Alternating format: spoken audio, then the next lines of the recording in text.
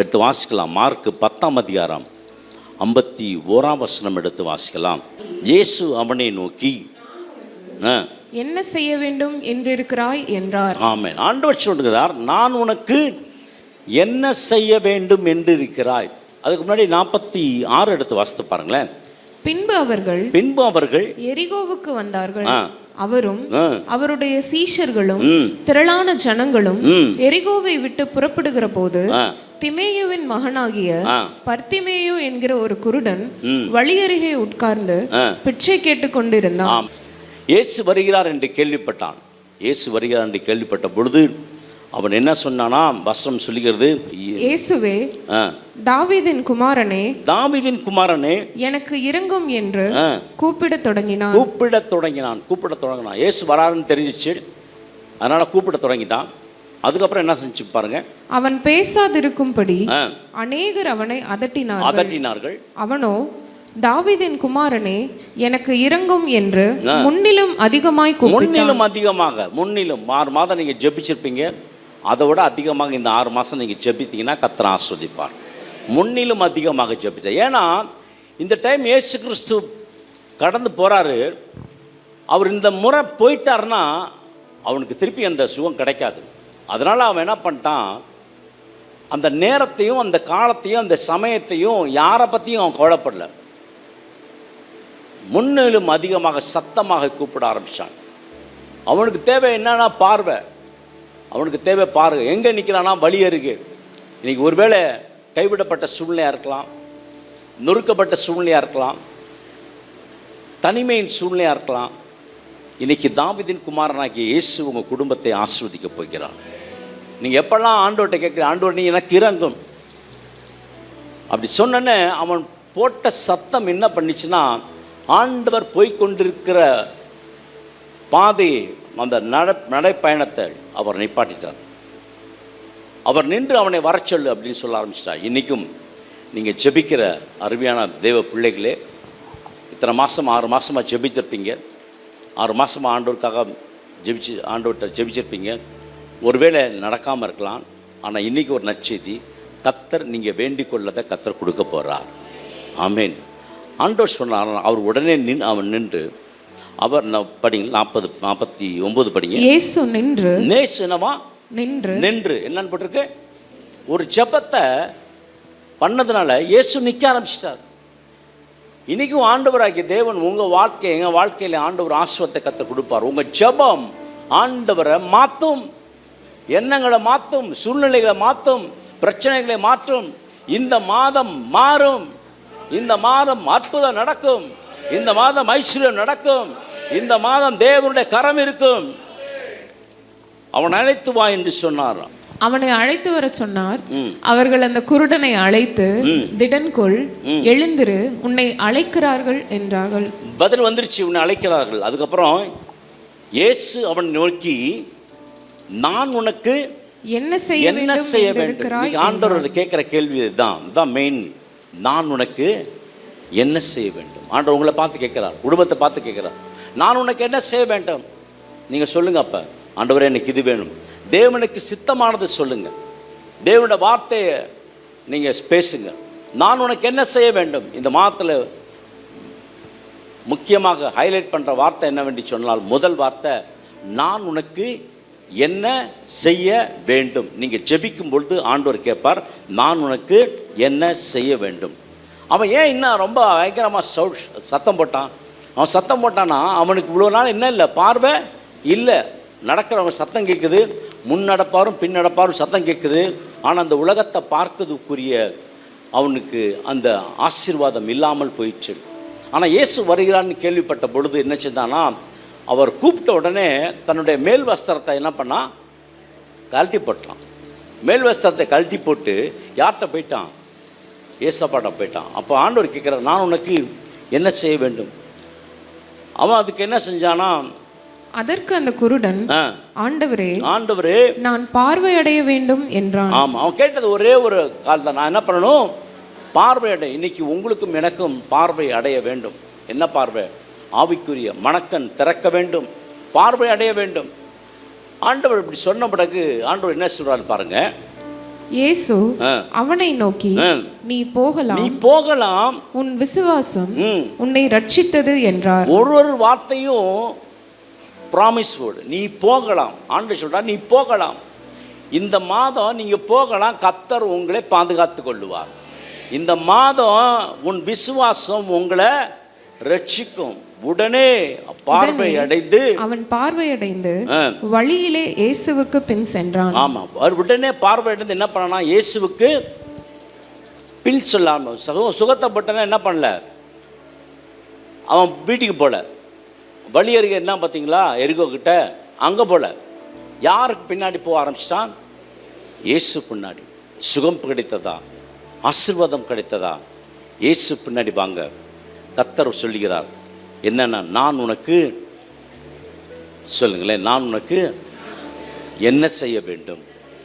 ஆண்டவர் இந்த கேள்வி கேட்குறப்ப நீங்கள் சொல்லுங்கள், நான் உனக்கு என்ன செய்ய வேண்டும்? நம்பர் 1, நான் உனக்கு என்ன செய்ய வேண்டும்? ஆகவே பிரியமான தேவச்சனமே, இதுவரை உங்கள் வாழ்க்கையில் நடக்கலைன்னா சத்தமாக கூப்பிட ஆரம்பிங்க. உங்கள் ஜெபத்தை கூட்டுங்க, உபவாசத்தை கூட்டுங்க, தேவ சமூகத்தில் வந்து அமர்ந்துருங்க, ஜெபிங்க. கர்த்தர் சொல்லுவார், நான் உனக்கு என்ன செய்ய வேண்டும். நீங்கள் ஜெபித்து கொண்டே இருக்கும்போது ஆண்டவர் சொல்வார், நான் உனக்கு என்ன செய்ய வேண்டும். பர்த்திமையை பற்றி எல்லாத்துக்குமே நல்லா தெரியும். இவ்வளோ நாளாக குருடனான் தான், இப்போ பார்வை அடைஞ்சோன்னே அவன் எப்படி போகிறான் தெரியுமா? கம்பீரமாக நடந்து போகிறான், ரொம்ப ஸ்டைலாக நடந்து போகிறான். எல்லாம் பார்க்குறாங்க, எப்படி இவன் பிச்சைக்குள்ளே எடுத்துகிட்டு இருந்தான், இவன் எப்படி நடந்து போகிறான் அப்படின்னு ஆச்சரியப்படுற அளவுக்கு கர்த்தர் உங்களை இந்த மாதத்தில் கர்த்தர் நடத்துவார். எல்லாரும் பார்த்து ஆச்சரியப்படுவாங்க. அந்த அளவுக்கு கர்த்தர் உங்களை ஆசீர்வதிப்பார். அவன் எப்படி நடந்து போனான்னு சொன்னால், பர்த்திமை கம்பீரத்தோடு நடந்து போக ஆரம்பித்தான். யார் பின்னாடி? இயேசு பின்னாடி. இயேசுக்கும் ஆண்டவருடைய தேவனுடைய ராஜ்யத்துக்கு ஊழியம் செய்வதாக மாட்டான். எல்லாரும் ஆச்சரியப்பட்டார்கள். பிரியமான தேவஜனனே, இன்னொரு காரியத்தை குறித்து நாம் பார்க்கலாம். ஆண்டவர் ஒரு மனிதனை அற்புதம் செய்ததை குறித்து படித்து வாசிக்கலாம். மார்க்கு 9ஆம் அதிகாரம் 21ஆம் வசனம். அவர் அவனுடைய தகப்பனை நோக்கி, இது இவனுக்கு உண்டாகி எவ்வளவு காலமாயிற்று என்று கேட்டார். அதற்கு அவன், சிறு வயது முதற்கொண்டே உண்டாயிருக்கிறது. இவனை கொல்லும்படிக்கு அது அநேகம் தரம் தீயிலும் தண்ணீரிலும் தள்ளிற்று. நீர் ஏதாகிலும் செய்யக்கூடுமானால் எங்கள் மேல் மனதிறங்கி எங்களுக்கு உதவி செய்ய வேண்டும் என்றான். ஆமாம், நீ ஏதாவது செய்யணும். ஆண்டவரை பார்த்து ஆண்டவர்கிட்ட கேளுங்க, ஆண்டவரே, ஆண்டவர் சொல்ல, நான் உனக்கு என்ன செய்ய வேண்டும் முதல்ல. இப்பொழுது அவங்க தகப்பனார் கேட்குறாரு, நீங்கள் ஏதாவது செய்ய முடிஞ்சால் செய்யுங்க. ஏன்னா அவன் பிசாசு வருது, எப்போ வருதுன்னு தெரில. ராத்திரி ஃபுல்லாக தூக்கம் இல்லை. திடீர்னு ராத்திரி போய் தீயில போய் விழுறான், திடீர்னு என்ன பண்ண தண்ணியில் போய் விழுறான். பயங்கரமான அலக்கழிப்பு. தகப்பனாரை தாங்க முடியல, ரொம்ப கஷ்டமாச்சு. நீங்கள் ஏதாவது செய்யணும். இந்த மாதம் ஏதாவது ஆண்டவர் செய்யணும் உங்கள் வாழ்க்கையில். இதுவரை பட்ட கஷ்டங்கள், நஷ்டங்கள், பாரங்கள், துக்கங்கள் எல்லாவற்றிலும் மாற்றுவதற்கு ஆண்டவர் ஏதாவது செய்யணும். நீ அவனை நோக்கி, நீ விசுவாசிக்க கூடுமானால் ஆகும், விசுவாசிக்கிறவனுக்கு எல்லாம் கூடும் என்றார். விசுவாசிக்கிறவனுக்கு எல்லாம் கூடும், விசுவாசிக்க கூடுமானால் ஆகும். வசனத்தை வந்து ஆன்சர் சொல்லிட்டார். உனக்கு அற்புதம் நடக்கணும்னா நீ விசுவாசித்தனா என்ன நடக்கும்? விசுவாசிக்கிறவனுக்கு எல்லாம் கூடும். சொல்லுங்களேன், விசுவாசிக்கிறவனுக்கு எல்லாம் கூடும். வர வேண்டிய பணம் வரும், சுகம் வரும், பலன் வரும், ஆரோக்கியம் வரும். ஏன்னா நீங்கள் விசுவாசிக்கிறீங்க. யாரை விசுவாசிக்கிறீங்க? தேவனை விசுவாசிக்கிறீங்க. பிள்ளையின் தகப்பனார் சொன்னார், நீங்கள் ஏதாவது செய்யுங்க, ஏதாவது செய்யுங்க. நீங்கள் அந்த நேரத்துக்கு வந்துட்டோம். ஆண்டவரே, நீங்கள் ஏதாவது செய்யுங்க ஆண்டவரே, என்னால் முடியல, 6 மாதம் கஷ்டத்தோடு இருந்துட்டேன், என்னால் முடியல, ஏதாவது செய்யுங்க. இந்த மாதம் ஆண்டவர் செய்வார். இந்த மாதம் தேவ தம்முடைய வல்லமையை கர்த்தர் வெளிப்படுத்த போகிறார். ஆமென், ஹல்லேலூயா. உடனே பிள்ளையின் தகப்பன், விசுவாசிக்கிறேன் ஆண்டவரே, என் அவிசுவாசம் நீங்கும்படி உதவி செய்யும் என்று கண்ணீரோட சத்தமிட்டு சொன்னான். எப்படி சொன்னாங்க? ஆமா, விசுவாசிக்கிறேன். அவன் ஒரு மனுஷனுக்குள்ள 2 இருக்கு. நமக்கும் அப்படித்தான். விசுவாசிக்கிறேன் ஆண்டவரே, ஆனாலும் என்னுடைய அவிசுவாசம் நீங்கும்படி உதவி செய்யும் என்று கண்ணீரோடு சத்தம். இப்போ பையனை விட்டுட்டான். இப்போ தன்னை பார்க்க ஆரம்பிச்சிட்டான். இப்போ உங்களை பாருங்கள், உங்கள் பிள்ளைகளை பாருங்கள், உங்கள் வேலையை பாருங்கள், உங்களுடைய உங்களுடைய காரியத்தை நீங்கள் பாருங்கள், அது ஜெயமாக இருக்குதா இல்லை தோல்வியாக இருக்குதா.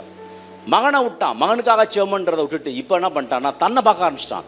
கண்ணீரோட சத்தமிட்டு அவன் என்றைக்காவது நம்ம ஜெபம் பண்ணிக்கோமா, என்னோட அவிசுவாசம் நீங்கும்படி நீ ஜெபிக்க ஆண்டவரே, விசுவாசிக்கிற ஆண்டவர். எல்லாம் இங்கே வந்தால் கை தட்டுவாங்க, ஆனால் பிரச்சனைன்னு வந்தப்போ தான் தெரியும் எல்லாத்துக்கும். இங்கே வரப்போ எல்லாம் கை தட்டி அல்லேலூயா ஸ்தோத்திரம் மூத்திரம் இல்லாமல் போடுவோம்.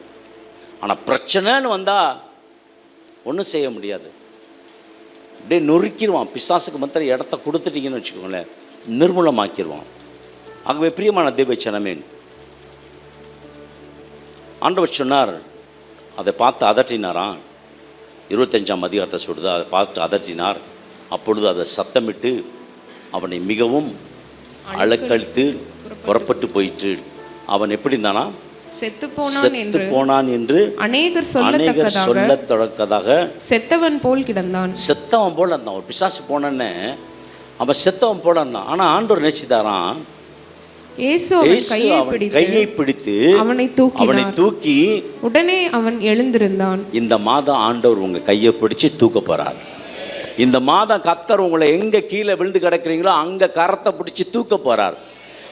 10ஆம் அதிகாரம் 35ஆம் வசனம் எடுத்து வாசிக்கலாம். மார்க் 10ஆம் அதிகாரம் 35ஆம் வசனம். அப்பொழுது செபதேவின் குமாரனாகிய யாக்கோபும் யோவானும் அவரிடத்தில் வந்து, போதகரே, நாங்கள் கேட்டுக்கொள்ள போகிறதை நீர் எங்களுக்கு செய்ய வேண்டும் என்று விரும்புகிறோம் என்றார்கள். அவர் அவர்களை நோக்கி நான் உங்களுக்கு என்ன செய்ய வேண்டும். சீஷர்களுக்கு ஒரு ஜெபம், எங்களுக்கு நீங்கள் ஒன்று செய்யணும் ஆண்டவரே, நாங்கள் கேட்குறோம், நீங்கள் செய்யணும், செய்வீங்களா அப்படின்னு கேட்குறாங்க. என்ன கேட்குறாங்கன்னா, வலதுபுறத்தில் நான், இடதுபுறத்தில் இவனும் உட்காரணும் அப்படின்னு சொல்லி கேட்குறாங்க. ஆண்டவர் சொல்கிறாரு, அதுக்கு இது என்னுடைய சித்தம் இல்லை, இது யாருடைய சித்தம், பிதாவின் சித்தம். படிச்சு பாருங்க 35. இயேசு அவர்களை நோக்கி, நான் குடிக்கும் பாத்திரத்தில் நீங்கள் குடிப்பீர்கள், நான் பெறும் ஸ்நானத்தையும் நீங்கள் பெறுவீர்கள். ஆனாலும் என் வலது பாரசத்தில் என் இடது பாரசத்தில் உட்கார்ந்திருக்கும்படி எவர்களுக்கு ஆயத்தம் பண்ணப்பட்டிருக்கிறதோ, அழைக்கப்பட்டிருக்கிறதோ அவர்களுக்கே அல்லாமல் மற்றொருவருக்கும் அதை அருளுவது என் காரியம் அல்ல. ஆனாலும் வலதுபுறத்தில் இடதுபுறத்தில் உட்காரும்படி எனக்கு எவர்களுக்கு ஆயத்தம் பண்ணியிருக்கிறாரோ அவர்களுக்கு அல்லாமல் மற்றவர்களுக்கு அதை நான் அருள்வது என் காரியம் இல்லை. இது பிதாவின் சித்தம். இன்னைக்கு தேவ சித்தம் அறியாமல் நம்ம ஜெபம் பண்ணுறோம், அதனால் நிறைய பேர்த்துக்கு கிடைக்க மாட்டேங்குது. தேவ சித்தம் ஒன்று இருக்கிறது. சீஷர்கள் தான் ஆண்டவருக்காக வேலை செய்கிறாங்க தான், ஆனால் ஆண்டவர் கொடுத்துருக்கலாமே, கொடுக்கல. ஏன் கொடுக்கலன்னா, சில காரியங்கள் தேவ சித்தத்துக்கு உரியது. தேவ சித்தத்துக்கு நேராக நீங்கள் கேட்கும் பொழுது கர்த்தர் கேட்பார். ஆண்டு சொல்கிறார், இது என் காரியம் அல்ல. ஆமென், ஹல்லேலூயா. ஆண்டவர் முதல்ல வந்து கேட்டார், நான் உனக்கு என்ன செய்ய வேண்டும். அப்புறம் அவங்க அப்பா கேட்டார், நீங்கள் ஏதாவது செய்யக்கூடுமானால் செய்யும் வேணால். ஆனால் இந்த இடத்துல இது என்னுடைய சித்தம் அல்ல. சித்தம் இல்லாமல் போய் ஆண்டவர்கிட்ட ஜெபம் போட்டு உபாசிக்கக்கூடாது, ஜெபிக்கக்கூடாது. தாவீது தன் பிள்ளைகளுக்காக 7 நாள் ஜெபித்தார், தன்னோட மகன் சாகக்கூடாதுன்னு. ஜெபிச்சு பார்த்தார். எல்லாம் பேசிக்கிறாங்க, குழந்தை இறந்து போச்சு, சத்தம் கேட்டுருச்சு. உனக்கு யார் போய் ராஜாக்கிட்ட சொல்கிறது, போச்சு. உடனே என்ன பண்ணா தெரியுமா, உபவாசத்தை நிறுத்திட்டு, ஜெபத்தை நிறுத்திட்டு, தலைக்கு எண்ணெய் வச்சு குளிச்சுட்டு சாப்பாடு கொடுங்கன்னா. எல்லாம் ஆச்சரியப்பட்டாங்க. என்னடா, ரூத் என்ன மோவாபிய ஸ்திரீ நகோமியோடு வரும்பொழுது போவாஸோட நிலத்தில் இருக்காங்க. போவாஸ் என்ன செய்கிறான்னா, அந்த களத்தில் போய் இருக்கும்பொழுது தன் போர்வையால் அவளை மூடி, பயப்படாத, உனக்கு வேண்டியபடியெல்லாம் நான் செய்வேன். ரூத் 3ஆம் அதிகாரம் 11ஆம் வசனம். பயப்படாத. இந்த மாதத்தில் பயப்படாதீங்க, உங்களுக்கு வேண்டியபடியெல்லாம் ஆண்டவர் செய்வார். என் ஆண்டவர் இயேசு கிறிஸ்து இந்த மாதத்தில் உங்களுக்கு வேண்டியபடி எல்லாவற்றையும் செய்து முடிப்பார். உங்கள் சூழ்நிலை ஆண்டவர் மாற்றி வைப்பார், வேண்டியபடி செய்வார். 3:11. இப்பொழுதும் மகளே, நீ பயப்படாதே, உனக்கு வேண்டியபடியெல்லாம் செய்வேன். அவருடைய தகப்பன், அவர் உங்களுக்கு வேண்டிய வரைக்கும் செய்வார். நீங்கள் போதும் என்னால் முடியல, ஓவர்ஃப்ளோ பிளெஸிங், அபண்டன்ஸ் பிளெஸிங், ஆபிரகாமின் ஆசீர்வாதத்தை கர்த்தர் உங்களுக்கு கொடுக்க போறார். அதனால பயப்படாதீங்க. ஆண்டவர் இந்த மாத்திரை பார்த்து சொல்றார், பயப்படாத, கல்விமான நாவுகளை நான் உனக்கு கட்டளையிடுவேன், பயப்படாத. கர்த்தர் இந்த 7ஆம் அடுத்த 6 மாதம் எப்படி நடக்கும், பயப்படாத. கர்த்தர் வேண்டியபடியெல்லாம் செய்வார், பயப்படாத. நான் உனக்கு என்ன செய்ய வேண்டும் ஆண்டவர்கிட்ட சொல்லுங்க. இந்த காரியத்தில் எனக்கு பற்றாக்குறை இருக்குது, கர்த்தர் நீ ஆசீர்வதிங்க சொல்லி பாருங்க. கர்த்தர் அந்த நாளை, அந்த வேலையை, அந்த நேரத்தை, அந்த காரியத்தை வெற்றிகரமாக கர்த்தர் முடித்து காட்டுவார். ஆமேன், ஹல்லேலூயா. நீங்கள் ஏதாவது செய்யக்கூடுமானால் ஆண்டவர்கிட்ட காலை பிடிச்சிக்கோங்க, தேவ சமூகத்தில் உட்காந்துருங்க. ஆண்டவரே நீங்கள் ஏதாவது செய்யக்கூடுமானால் செய்யுங்க ஆண்டவரே. இந்த மாத்திரம் என்ன பேசக்கூடாது, நான் அவிசுவாசமான வார்த்தை பேசக்கூடாது. நாசரேத்தில் எந்த ஒரு அற்புதமும் செய்யலை. ஏன் தெரியுமா? அவிசுவாசித்தார்கள். அவிசுவாசமான வார்த்தையை பேசாதீர்கள், விசுவாச வார்த்தையை பேசுங்க. ஆண்டவர் சொல்கிறார், நான் உனக்கு எனக்கு என்ன செய்ய வேண்டும். ஆண்டவர் நன்மை செய்வார், ஆண்டவர் பாதுகாப்பார், தேவைகளை சந்திப்பார், குழப்பங்களை மாற்றுவார், பலவீனத்தை மாற்றுவார், சிறையிருப்பை மாற்றுவார். அவர் வேண்டியபடியெல்லாம் உங்களுக்கு செய்வார். நீங்கள் நினைக்கிற காரியங்கள் கைகூடி வரும். நான் நம்புகிறது அவராலே வரும். ஆமென், ஹல்லேலூயா. 6 மாதம் உங்களை சுமந்தார், தாங்கினார், தப்புவித்தார், ஆலயத்தை நடத்தும்படி கர்த்தர் கொடுத்தார், ஊழியத்தை செய்யும்படி கர்த்தர் கொடுத்தார், பிள்ளைகளை கர்த்தர் ஆசீர்வதித்தார், பிள்ளைகள் கர்த்தரால் போதிக்கப்பட்டிருந்தாங்க, தேவைகளெல்லாம் ஆண்டவர் சந்தித்தார். இந்த 7ஆம் மாதம், அடுத்த மாதம் 6 மாதம் அவருடைய கிருபை தொடர்ந்து வரும், வேண்டியபடியெல்லாம் செய்வார்.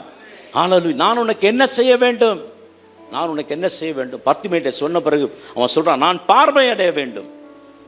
நீங்கள் சொல்லுங்கள் ஆண்டவர்கிட்ட, ஆண்டவரே எனக்கு இந்த காரியம் வேண்டும் சொல்லுங்கள். உடனே ஆண்டவர் என்ன சொன்னார், நீ போகலாம், அவிசுவாசம் நீங்கும்படி எனக்கு செய்தருளும், எனக்கு விசுவாசத்தை தாரும் என்று கதறி ஆண்டவர் சமூகத்தில் அழுதான். ஆண்டவர்கிட்ட கேளுங்க. விசுவாசம் என்று சொல்வது காணப்படாத நிச்சயமாக இருக்கிறது. காண்கிறத பார்க்கறது விசுவாசம் இல்லை, காணப்படாததை பார்க்கிற விசுவாசம். இந்த விசுவாசத்தை பேசுனீங்கன்னா கர்த்தர் அற்புதம் நடத்துவார். ஆண்டவரை விசுவாசிக்கிறேன், ஆனாலும் எனக்குள்ள என்ன இருக்கு, அவிசுவாசம் இருக்கு. நிறைய பேர்த்துக்கிட்ட இருக்கு, எல்லாத்துட்டையும் இருக்கு. ஆண்டவர் அவனை என்ன செய்தாராம், ஜெபம் ஆரம்பித்தார். அந்த கொடுமையான பிசாசு அவனை விட்டு வெளியே போன பிறகு ஆண்டவர் என்ன செய்தாராம், குனிந்து அவனை கரத்தை பிடிச்சி தூக்கி நிறுத்தினது போல இந்த மாதம் உங்கள் கரத்தை பிடிச்சி தூக்கி ஆண்டவர் நிறுத்துவார். மூழ்கி போயிட்டுருக்கீங்களா, பயப்படாத, உங்களுக்கு வேண்டியபடியெல்லாம் செய்வார். பயப்படாத, கர்த்தர் உங்களுக்கு வேண்டியபடியெல்லாம் செய்வார். நான் உனக்கு என்ன செய்ய வேண்டும் ஆண்டவர் கேட்கிற ஒரு கேள்வி. நான் பார்வை அடைய வேண்டும். நீங்கள் ஏதாவது செய்யக்கூடுமானால் செய்யும் ஆண்டவரே சொல்லி பாருங்களேன். சும்மா இருக்கிற நேரத்தில் ஆண்டவரே நான் என்ன செய்ய வேண்டும் கேளுங்க ஆண்டவர்கிட்ட. ஆண்டவர்கிட்ட கேளுங்க, அவர் சொல்வார், அவர் சொல்லி கொடுப்பார். வேண்டியபடியெல்லாம் செய்வேன். பயப்படாதன்னு சொல்லியிருக்காரு, பயப்படாதீங்க. அடுத்த 6 மாதம் அவர் தான் நடத்த போகிறார். அடுத்த 6 மாதம் அவர் தான் முன்னின்று நடத்த போகிறார். நீ பயப்படாதே, உனக்கு வேண்டியபடி இதெல்லாம் செய்வேன் என்று சொன்ன வார்த்தையை வாக்குத்தத்தமாக வைத்துக்கொண்டு இந்த மாதத்தில் செபிங்க. கர்த்தர் உங்களை ஆசீர்வதிப்பார். ஜெப தேவைக்கு 9894913619.